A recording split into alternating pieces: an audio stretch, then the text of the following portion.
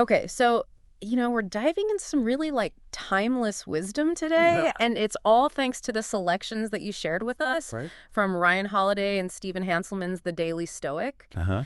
What I find really cool about this book Yeah. is how it takes, these core, tenets of Stoicism and Yeah. presents them as these daily reflections. Right. Our mission, though, is to kind of go, beyond just the daily entries Okay. and really dig out the fundamental ideas, those Yep. practical insights that you can grab onto Yeah. and use immediately to Right. navigate your day-to-day with more clarity. Okay. Think of this as your shortcut to understanding, a Right. powerful philosophy centered on wisdom, resilience, and ultimately the Right. art of living well. Okay. We're not just summarizing snippets here. Yeah. We're extracting the core Stoic strategies for managing Right. what's happening inside you, your Right. thoughts, your emotions, your desires, and how to move through the world around you with a real sense of purpose. Right. Okay, let's unpack this. What's immediately striking about Stoicism is its sheer practicality. Yeah. It's not some lofty abstract theory. Right. It's a toolkit, Yeah. Yeah. designed for the real everyday challenges we'd all encounter. Right. And as you said, our goal is to help you, our listener, Yes. see these core principles in action Yes. directly from the source material you've provided. Absolutely. Let's start with something I think everyone can relate to, feeling being overwhelmed. Okay. The book quotes Seneca, Right. and it's a real punch to the gut. Yeah. How many have laid waste to your life when you weren't aware of what you were losing? How much was wasted in pointless grief, foolish joy, greedy desire, and social amusements? How little of your own was left to you? You will realize you are dying before your time. Yeah. That really makes you think about how we spend our most precious resource, doesn't it? It does. And Seneca puts his finger on something crucial. Mm-hmm. Yeah. It's not just about external demands on our time, Right. but also those internal states, Right. those time-consuming emotions like anger, Right. excitement that spins into distraction, obsession, even intense desires Yeah. that pull us off. Right. Of course, these might seem small individually, Yeah. but they accumulate and drain a significant amount of our mental and emotional energy. Right. The core insight here for you is this: being aware of these internal drains Yeah. is the first step to reclaiming that energy. Exactly. It's like these emotions become mini projects we didn't sign up for, Right. constantly demanding attention and resources that Yeah. could be directed towards things you genuinely value. Right. The book really emphasizes the power of no. Such a short word, yet often so difficult to say. Right. But saying no to the unimportant truly frees you up Yeah. to say yes to what aligns with your core values and your long-term goals. And if we connect this to the bigger picture, Yeah. the Stoics were deeply concerned with having a clear sense of purpose. Right.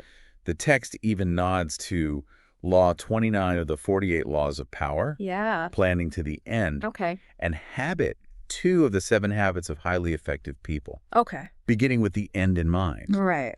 Without that clear end or purpose, Mm. it's virtually impossible to effectively prioritize. Right. Think about it. Yeah. How can you decide what deserves your yes Yeah. and what requires a firm no Yeah. if you haven't defined what you're ultimately striving for? That's such a clear way to put it. It's Yeah. like trying to set sail without knowing your destination. Exactly. The Stoics believed that these false conceptions, what they called oriesis, Right. essentially the mistaken beliefs we hold that lead us astray, Yeah. not only create inner turmoil, but also lead to lives Right. that feel chaotic and unfulfilled. Hmm. So having that end in mind acts as your compass, Right. constantly orienting your decisions. Precisely. And flowing from this is the idea of regaining our personal freedom by choosing to abstain from those little compulsions and drives that tend to cloud our mental clarity. Okay. The text gives relatable examples. Okay. A craving for soda reliance on drugs, the urge to constantly complain or engage in gossip, Yeah. endless internet scrolling, even something as seemingly minor as nail biting. Right. These might appear insignificant on their own, Yeah. but they incrementally erode our self-control Right. and make it harder to maintain focus on what truly matters. Right. As the quote reminds us, addiction is when we've lost the freedom to abstain. Right. It's about recognizing those subtle areas where we aren't fully in command of our choices, Right. even if we think we are, Yeah. reclaiming that ability to say no, Yeah. even to these seemingly small urges, brings a renewed sense of clarity Right. and strengthens our self-mastery. Okay. Okay, so we've explored ruthlessly prioritizing. Right. Now let's delve into another foundational Stoic principle, focusing intently on what lies within your control. This really is the bedrock of Stoic thought. Right. The text highlights Epictetus's profound teaching Yeah. that our serenity and inner stability arise from our own choices and judgments, Right. not from the unpredictable nature of external circumstances. Mm-hmm. Take a moment to really consider that. Yeah. It's an incredibly empowering shift in perspective. Right. We often feel tossed about by the world around us. Right. But the Stoics argue that our power resides in our internal responses. Yeah. What stands out to you about that idea? What's so powerful about that, for you, the listener, Okay. is this sense of agency it gives you. Yeah. Instead of feeling like a victim of circumstance, Yeah. you recognize that your reactions are your own. Right. The book astutely points out that trying to avoid all disruptions is ultimately a futile endeavor. Yeah. Life is inherently unpredictable. Right. Unexpected things will inevitably happen. Right. True stability isn't about constructing a perfectly shielded environment. It's about cultivating the inner resilience to navigate those inevitable disruptions Yeah. without being overwhelmed by harmful judgments Right. or knee-jerk reaction. Right. And the text uses a vivid analogy here, Yeah. warning us to ignore the distracting sirens who beckon us to turn toward the rocks. Right. It's about clearly identifying your chosen path, Yeah. the decisions rooted in reason and virtue, Mm. and steadfastly adhering to them, Right. making necessary adjustments along the way, Uh-huh. but not allowing yourself to be lured away by fleeting distractions Yeah. or the pressures exerted by external forces. Mm. This discipline of focusing on what you control really seems key to staying on course. Absolutely. Yeah. And that leads quite naturally into our next point. Yeah. The importance of intentionality over ingrained habit. Right. The text quotes Epictetus again, Yeah. urging us to not approach life's circumstances, Right. mostly by following wretched habit. Okay. He challenges us to rise above the automatic pursuit of pleasure and the instinctive avoidance of pain, Okay. to question our attachment to life and our fear of death, Yeah. and to reevaluate whether we truly value receiving more than giving. Right. That's a powerful call to examine our default settings. Yeah. What resonates most with you in that challenge? For me, it's that constant invitation to wake up from autopilot. Right. Epictetus is pushing you to actively choose your responses Right. rather than just reacting based on deeply ingrained habits or societal expectations. Right. It's about bringing a conscious awareness to our usual way of doing things and critically evaluating whether those patterns are actually serving our best interests Yeah. and aligning with our values. Right. So it's about constantly asking ourselves, why am I doing this? Yeah. Instead of just passively going through the motions. Precisely. It's about consciously selecting our values and guiding our actions Right. rather than blindly following what feels comfortable or familiar simply because it's familiar. Now, this level of conscious effort sounds like it requires some dedicated work, Yes. which brings us to what the book refers to as the real work of self-improvement. Yes. And the text once again draws on the wisdom of Epictetus, Yeah. who eloquently describes philosophy as a school for completion, Okay. with the aim of making us unhindered, free from compulsive behavior, unrestrained, without shame-free, flourishing, and happy. Right. That's a truly compelling vision of what a life guided by philosophy can offer. Yeah. For you, the listener, Okay. what aspects of that vision stand out? It's the idea of being free from compulsive behavior that really jumps out. It Of course. suggests a level of inner liberation. Yeah. And the encouraging aspect is that the book emphasizes that this work, this ongoing journey of self-improvement, isn't some unattainable ideal. Right. It's something feasible, something that fundamentally lies within our own power to initiate. The crucial step is simply to begin, Right. to consciously choose to let go of past missteps Yeah. and make a commitment to starting now. Yeah. It's almost like hitting a reset button for the soul, isn't it? Exactly. Yeah. The text serves as a potent reminder that we have direct access to the wisdom of some of history's greatest thinkers. Yeah. It's not about striving for some abstract, unreachable perfection. Right. It's about taking that initial step, that conscious decision to engage with these ideas. Yeah. The rest, as they say, Right. will follow. Right. It's about committing to the ongoing practice, Right. the daily effort of examining our thoughts and actions through this Stoic lens. Yeah. And speaking of our thoughts and actions, Right. the Stoics also strongly encouraged us to cultivate the habit Okay.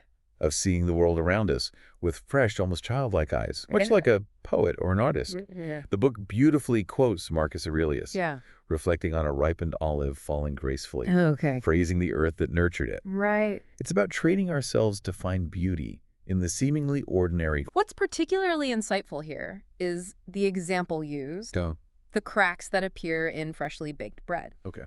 These imperfections aren't intentionally created by the baker, Yeah. yet the text points out how they catch our eye and serve to stir our appetite. Right. The Stoics were masters at finding profound metaphors in these everyday occurrences, discovering grace and harmony in the most unexpected places. Mm-hmm. It serves as a powerful reminder for you to consciously shift your perspective and actively seek out clarity and even moments of joy in the often overlooked aspects of your daily life. Right.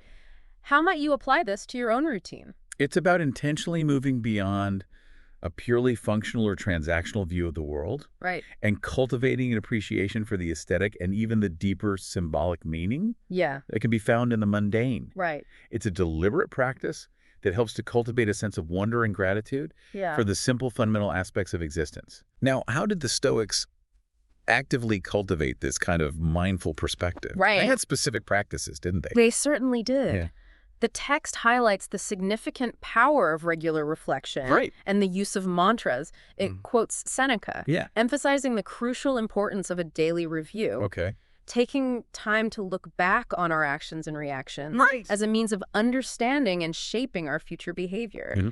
He wisely observed, for this is what makes us evil, that none of us looks back upon our own lives. Yeah. We reflect upon only that which we're about to do, and yet our plans for the future descend from the past. Right. That really underscores the value of taking that reflective pause. It makes perfect sense, doesn't it? Yeah. If we consistently fail to take the time to honestly examine our past behavior, how can we realistically expect to make more thoughtful and virtuous choices moving forward? Right. It's akin to trying to learn valuable lessons from mistakes we haven't even acknowledged or processed. And building on this idea of inner reflection, the text introduces the concept of a personal Stoic mantra drawn from the wisdom of Marcus Aurelius. Yeah.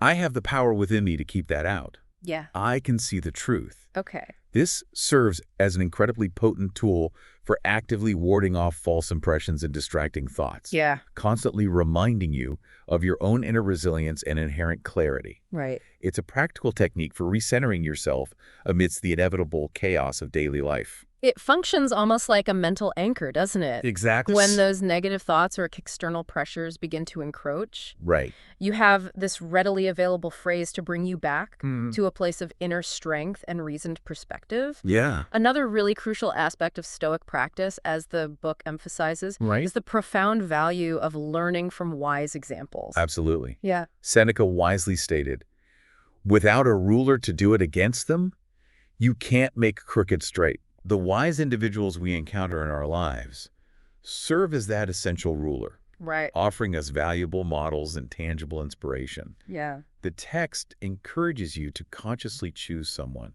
Okay. Whether it's a respected family member, Yeah. a philosopher whose writings resonate, or anyone you deeply admire for their wisdom and character, and to carefully observe their actions. Right. Paying attention not only to what they actively do, but also to what they choose not to do. Right. And then to strive to emulate those admirable qualities. It's about consciously selecting a tangible role model to help guide your own behavior and decision-making. Exactly. Someone whose wisdom you can actively learn from and whose consistent actions can provide ongoing inspiration on your own personal path. Right. Now, the Stoics were also quite practical in their advice on how to simplify our lives, weren't they? Indeed. Yeah. The text strongly highlights the importance of intentionally keeping things simple. Yeah. And consciously reducing unnecessary consumption. Right. It quotes Marcus Aurelius, urging us to maintain a sturdy mind on the task at hand, approaching it with dignity, affection, freedom, and a sense of justice, while actively letting go of distractions. Yeah. It then poses a really thought-provoking question directly to you, our listener. Okay. Consider how much more valuable time and mental energy would become available to you Yeah. if you were to drastically reduce your consumption of media Right. and intentionally disengage from the constant barrage of scandals and potential crises Yeah. that often dominate our attention. It's a truly sobering thought experiment, isn't it? It is. How much of our incredibly precious time and limited mental bandwidth Right. is inadvertently consumed by things that ultimately don't contribute to our well-being or our core values? Yeah. The constant flood of news updates and social media notifications can be incredibly distracting and often leaves us feeling more anxious, more fragmented, and ultimately more overwhelmed. And the Stoics themselves viewed philosophy not just as an intellectual pursuit, Right. but as a very real form of medicine for the soul. Okay. The text quotes Seneca, encouraging us to approach philosophy not as a stern taskmaster imposing rigid rules, but rather as patients actively seeking relief and healing from a persistent ailment. Okay. It's about recognizing philosophy as a source of genuine restoration and a powerful antidote to the inherent vulnerabilities of modern life. It's a vital reminder for you to intentionally check in with Stoicism, to actively utilize its principles as a readily available source of comfort, guidance, and renewed perspective whenever you find yourself feeling overwhelmed, lost, or simply in need of stronger footing. It's not merely an abstract intellectual exercise. It's a profoundly practical toolkit for cultivating greater inner well-being. Precisely. Now, a really significant aspect of managing our inner world, as we touched on earlier, involves understanding and skillfully dealing with our intense passions and emotions. Absolutely. The text delves into the Stoic perspective on effectively managing emotions, with a particular focus on anger. It quotes Marcus Aurelius, who wisely observed, "It isn't manly to be enraged. Rather, gentleness and civility are more human and therefore manlier." The insightful example of the legendary boxer Joe Louis, often referred to as the ring robot for his calm and controlled demeanor, is used to vividly illustrate how maintaining a composed and unemotional state can often be far more powerful and ultimately effective than succumbing to outbursts of anger. It really highlights the Stoic understanding that anger isn't actually a demonstration of strength, but very often a clear indicator of underlying weakness or even a strategic trap that others might attempt to set for you. That deliberate, unemotional self-control can be truly intimidating and far more effective in navigating challenging situations. Absolutely. The book then transitions to the topic of anxiety, drawing on Epictetus's relatable examples of the anxious father, the frenzied traveler, and the perpetually nervous investor. What's the common thread that links these seemingly different scenarios? As Epictetus astutely points out, the underlying commonality in all these situations is the intense desire for something that lies entirely outside of their direct control. Our feelings of anxiety very often stem directly from our strong attachment to specific outcomes that we simply cannot guarantee. The text then prompts you to ask yourself a crucial question about your own anxieties. Is my anxiety actually doing me any good? Is it contributing to a positive outcome in any way? That's such a direct and potentially liberating question, isn't it? It is. If we can honestly recognize that our anxiety isn't actually influencing the external circumstances we're worried about, but is only serving to create inner turmoil and distress, then it begins to lose a significant amount of its power over us. And the text then introduces a powerful concept. The idea of being truly invincible. Not in a physical sense, but as someone who cannot be profoundly upset by anything that lies outside the realm of their own reasoned choice. Again, drawing from the wisdom of Epictetus. This is a truly foundational concept in Stoicism. True invincibility from this perspective isn't about being completely immune to the external events that life throws our way, but rather about cultivating a robust inner resilience that makes us immune to the negative emotional impact of those very events. It's about diligently maintaining your inner composure and sense of equilibrium, regardless of the unpredictable circumstances unfolding around you. That brings us back to the destructive nature of anger, with the book quoting Seneca's strong assertion that there is no more stupefying thing than anger. Right. and that it very rarely, if ever, solves any problem, Mm-hmm. often escalating situations and ultimately making things considerably worse. Yeah. It even has a self-destructive tendency, turning inward in defeat. What's particularly important here for you to consider Okay. is the direct question the text poses. Okay. Why would you willingly subject yourself to stressful and emotionally draining environments? Right. If Stoicism offers you practical and effective ways to manage your internal emotional reactions to those very environments, the text directly challenges you to evaluate whether the triggers in your life are truly worth the significant emotional cost you're paying. And it makes a really insightful connection between the allure of temptation and its often overlooked negative consequences, Right. suggesting that once you truly internalize the understanding that indulging in a fleeting desire might actually lead to more significant and lasting negative outcomes than resisting it, then self-control itself transforms into the genuine pleasure, and the initial temptation is reframed as the potential source of future regret. Exactly. It's a powerful reframing of what truly brings about lasting satisfaction. Following this, the text emphasizes the critical importance of engaging in thoughtful consideration before taking action, quoting the wisdom of Heraclitus. For to be wise is only one thing, to fix our attention on our intelligence, which guides all things everywhere. Okay. It's a clear call to consistently use our capacity for reason to guide our actions, and to actively prevent our emotions from clouding our judgment and hindering what the Stoics termed kathekon, those appropriate and virtuous actions that align with our pursuit of a meaningful life. It really stresses the value of that crucial pause between an impulse and a reaction, encouraging thoughtful consideration rather than impulsive action driven solely by emotion. Precisely. It's about consciously aligning our actions with our deeply held values and our reasoned understanding of what constitutes true good. Now, the Stoics also had a great deal to say about what fundamentally undermines our sense of happiness, didn't they? They certainly did. Yeah. The text quotes Epictetus, stating quite definitively that it is quite impossible to unite happiness with the yearning for what we don't have. Okay. Happiness has all that it wants, and resembling the well-fed there shouldn't be hunger or thirst. Right. This really underscores the core Stoic belief that true and lasting contentment originates from within ourselves, not from the constant and often futile pursuit of external possessions or circumstances. It's about consciously shifting our primary focus away from perpetually dwelling on what we currently lack and actively cultivating a deep sense of gratitude and appreciation for what we already possess in our lives. That constant, often unconscious yearning for more can be a really significant and persistent barrier to experiencing genuine happiness and contentment.